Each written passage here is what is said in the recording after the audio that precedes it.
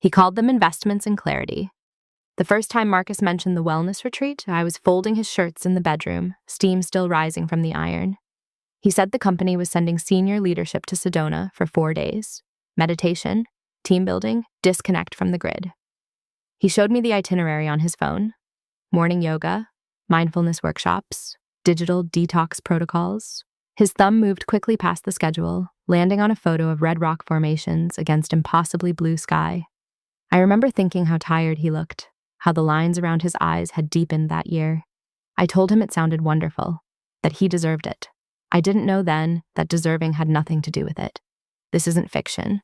This is how love disappears, one small truth at a time. Our house in those days smelled like coffee and lavender. I'd started using essential oils after reading they helped with sleep, though I wasn't the one having trouble sleeping. Marcus would come home near 8, sometimes 9, his tie already loosened in the car. We'd eat dinner at the kitchen island, pasta usually, or something I could keep warm, and he'd tell me about his day in the broad strokes people use when the details would take too long. I'd tell him about mine, the edited manuscript I'd submitted, the call with my mother, the neighbor's dog that wouldn't stop barking at noon. Normal things, the architecture of a weekday marriage. He'd started traveling more that year. Client meetings in Chicago, conferences in Austin, a training session in Portland that stretched from 3 days to 5. I understood. His role had expanded. The company was growing. We'd celebrated his promotion with champagne in the living room, toasting to his future, while sitting on the couch we'd bought together 7 years earlier. The leather had worn soft in the places we always sat. The first retreat happened in March. He packed light, athletic clothes, a journal I'd given him for Christmas, his noise-canceling headphones. He kissed me at the door, his hand brief against my cheek, and said he'd call when he could, but that the whole point was to disconnect. I watched him drive away, the taillights disappearing at the end of our street, where the oak trees made everything darker. For 4 days, I had the house to myself. I worked late, ate standing at the counter, fell asleep with my laptop still open beside me. When he returned, he seemed lighter somehow, rested. He talked about breathwork and silent meals, about hiking at dawn when the desert looked like another planet. He showed me a photo of himself at the summit of Cathedral Rock, arms spread wide, face turned toward the sun. I studied that photo for a long time, trying to see what I was supposed to see. He seemed happy. That should have been enough. The retreats became quarterly after that. Always 4 days. Always a different location. Big Sur, the Berkshires, somewhere in Montana I couldn't pronounce. The company, he said, was investing heavily in leadership wellness, preventing burnout, building resilience. I nodded and updated the calendar, marking those blocks in blue so I'd remember to pick up his dry cleaning before he left and to stock the fridge with the things he liked for when he returned. By the second retreat, I'd started noticing the small dislocations. He'd come home and mention a workshop on boundary setting, then couldn't remember the facilitator's name. He'd describe a sound bath experience, but get vague about who else attended. Once I asked if any of his colleagues went with him, and he paused, just half a beat, before saying it was mostly people from other departments. Faces he recognized, but didn't really know. I didn't question it. Why would I? 12 years together builds a foundation of trust that can support considerable weight. But I started keeping track without meaning to. Small things. The way he'd check his phone more frequently in the week leading up to a retreat. How he'd started going to the gym at odd hours, coming home at 10:30 on a Tuesday with his hair still wet. The new cologne I found in his overnight bag, woodsy and unfamiliar. Nothing like what I'd bought him for years. When I asked about it, he said someone at the last retreat had recommended it, that it reminded him of clarity. Clarity. He used that word more and more. I need to find some clarity. This will help me gain clarity. As if clarity were a place he could visit and return from, better for having gone. The call came on a Thursday in October. I was making dinner, chicken, roasted vegetables, the meal we'd eaten 1,000 times. When my phone rang, unknown number. I almost didn't answer, but something made me pick up. Maybe the particular quality of the silence that had been building in our house. Maybe just instinct. Hi, is this Jessica? A woman's voice, young, professional, slightly rushed. No, I said. This is Caroline. The silence that followed lasted 3 seconds. I know because I was watching the timer on the oven, watching the numbers change. Oh God, she said quietly. I'm so sorry. I was trying to reach Marcus, but his phone's off, and I thought this was Jessica's number. I'm his assistant, Mara, from work. I stood very still. The chicken was beginning to smell too done. Marcus doesn't have an assistant, I said. The words came out flatter than I intended. Oh, another pause. I could hear her breathing. Well, I coordinate his schedule sometimes. I must have mixed up the contacts. I'm really sorry to bother you. I'll try him later. She hung up before I could respond. I set the phone down on the counter, picked it up again, looked at the call log as if it might tell me something more than it already had. I turned off the oven, sat down at the kitchen table, stood up, sat down again. Jessica. I didn't call him, not right away. Instead, I opened my laptop and looked at our shared calendar, scrolling back. Through the year, March, June, September. 3 retreats already, 1 coming up in December. I opened a new browser tab and typed, Wellness Retreat Sedona, but my hands were shaking and I couldn't focus on the results. I closed the laptop, then I went upstairs to our bedroom and opened his closet. His suitcase was on the top shelf, the same black carry-on he always used. I pulled it down, unzipped it, found nothing inside except a folded yoga mat and a receipt from a coffee shop in Scottsdale dated 3 months ago. I photographed the receipt with my phone, though I wasn't sure why. In his nightstand drawer, phone chargers, a travel-size bottle of melatonin, a book on stoicism he'd been reading for 2 years. In the pocket of his winter coat, a dry cleaning ticket and 2 quarters. In his gym bag, the usual detritus of someone who actually goes to the gym. Nothing, everything. I couldn't tell the difference anymore. I sat on the edge of our bed and called him. It went straight to voicemail. I didn't leave a message. He returned on Sunday evening, pulling into the driveway just as the sun was setting. I watched from the living room window as he got out of the car, stretching his back the way he always did after a long drive. He looked tired. He looked the same. He looked like my husband. When he came through the door, I was sitting on the couch. Hey, he said, dropping his bag by the stairs. Sorry I'm later than I thought. Traffic was brutal coming out of the canyon. I didn't respond right away. He walked into the kitchen, opened the refrigerator, took out a bottle of water. I watched him drink half of it standing at the counter. How was it? I asked. Good. Really good, actually. We did this incredible session on intentional living that I think could really... He stopped, looked at me. You okay? Marcus? My voice sounded distant, like it belonged to someone else. Who's Jessica? His hand tightened around the water bottle. Just slightly, just enough.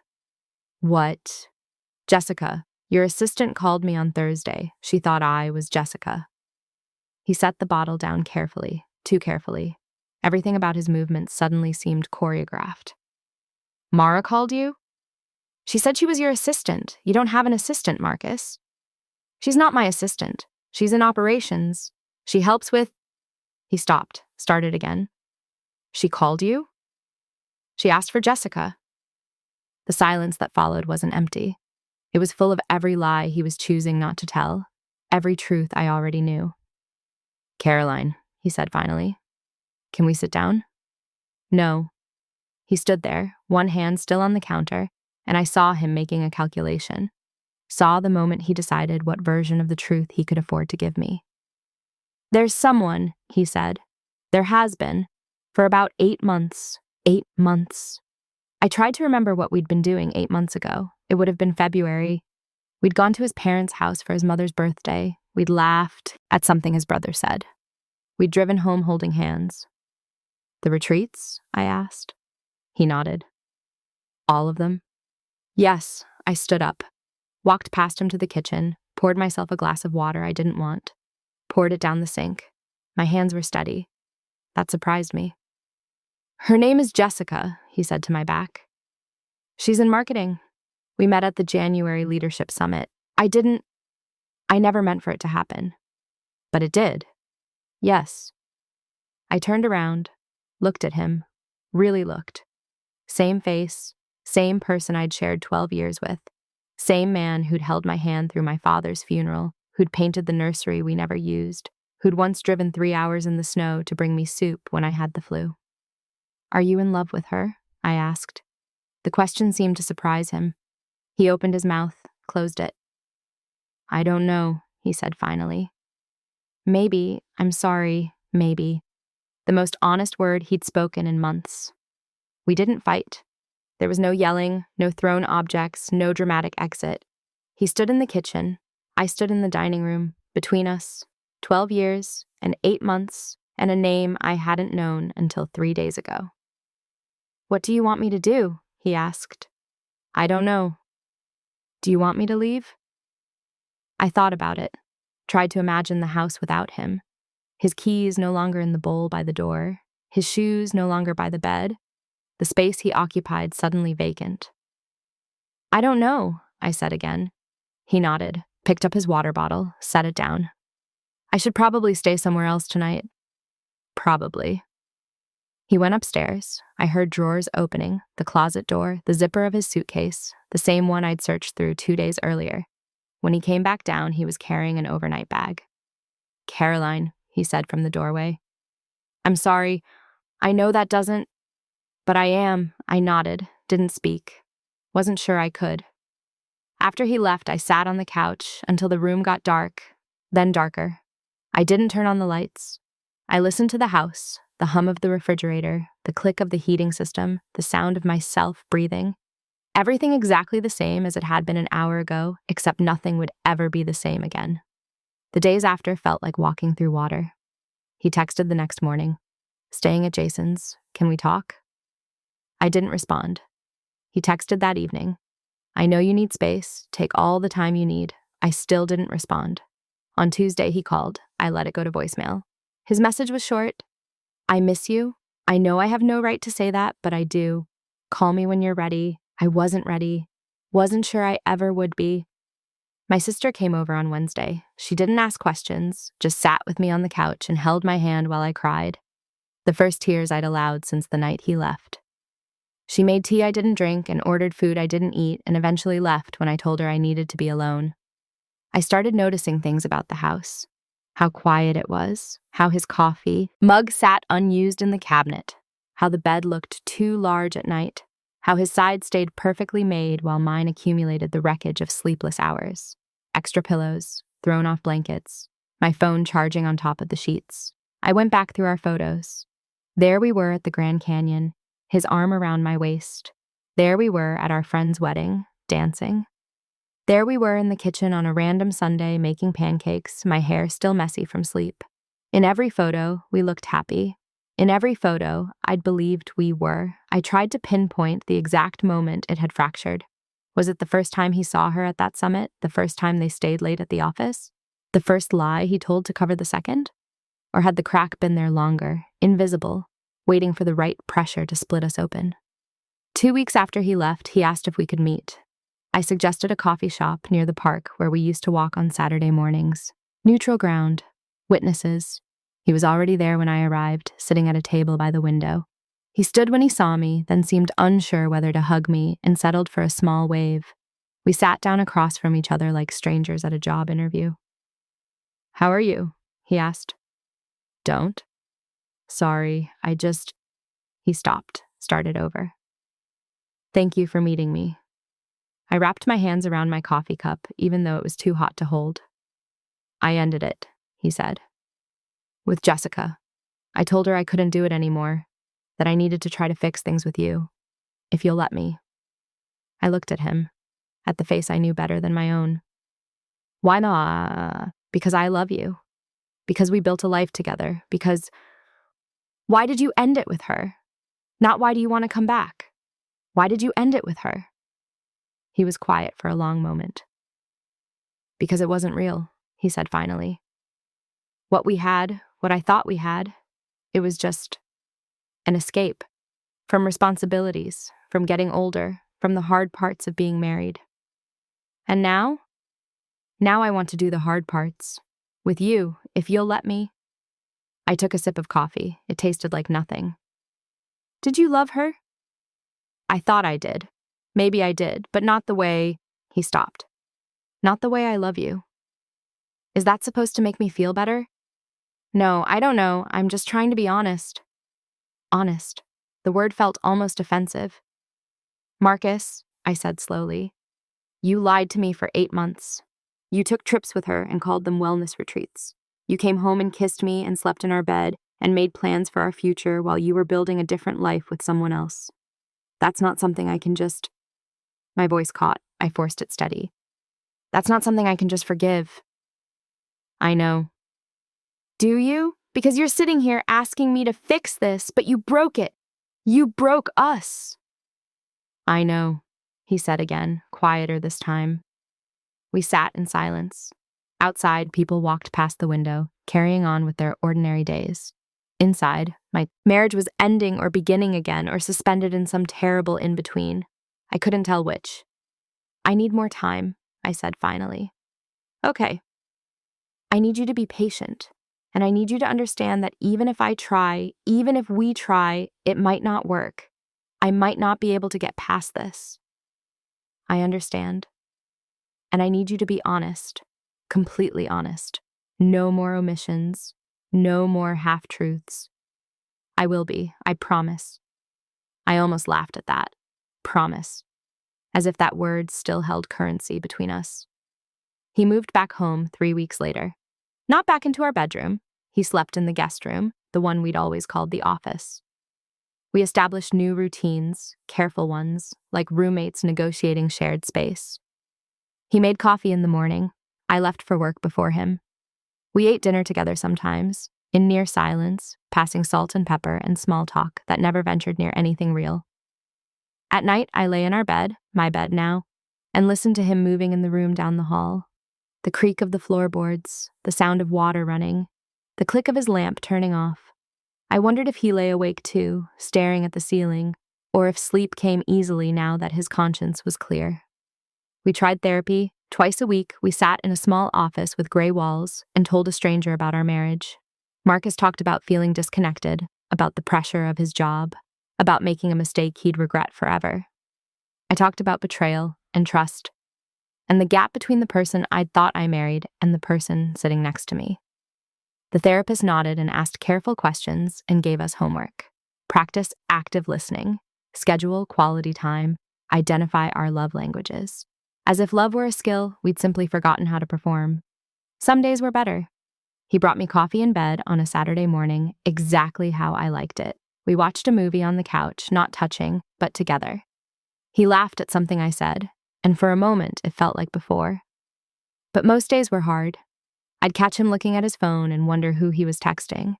I'd remember him packing for those retreats and feel sick. I'd think about Jessica, what she looked like, what they talked about, whether she knew about me or if I'd been erased from his narrative too. The anger came in waves. Some mornings I woke up furious, and everything he did, the way he chewed, the way he cleared his throat, felt unbearable.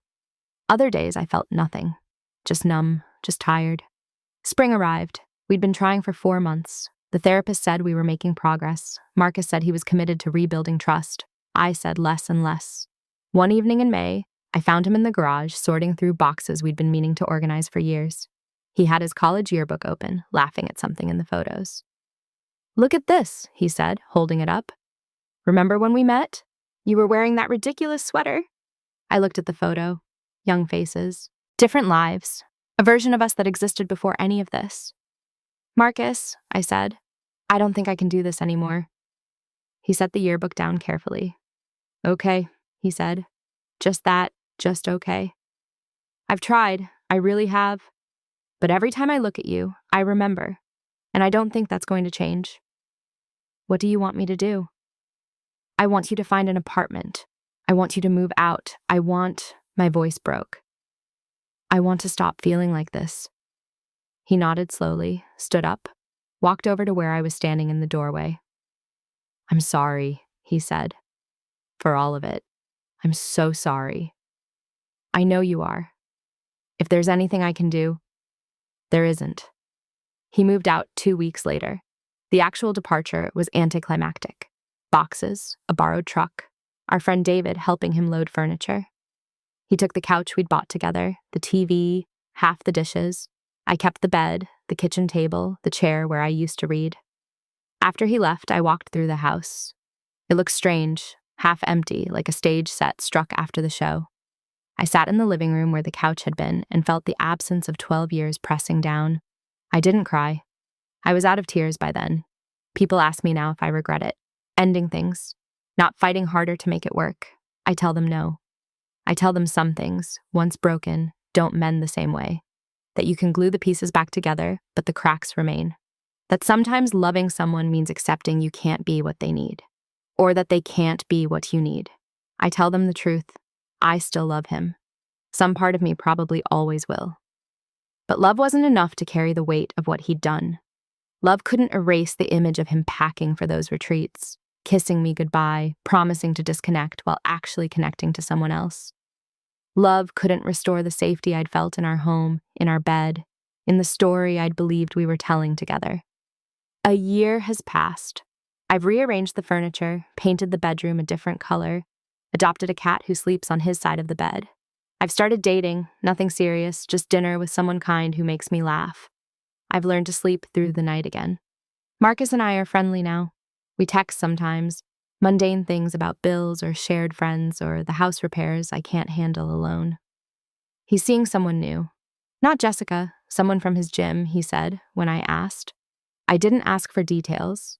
Last week, I was sorting through a drawer and found the itinerary from his first retreat, the one to Sedona.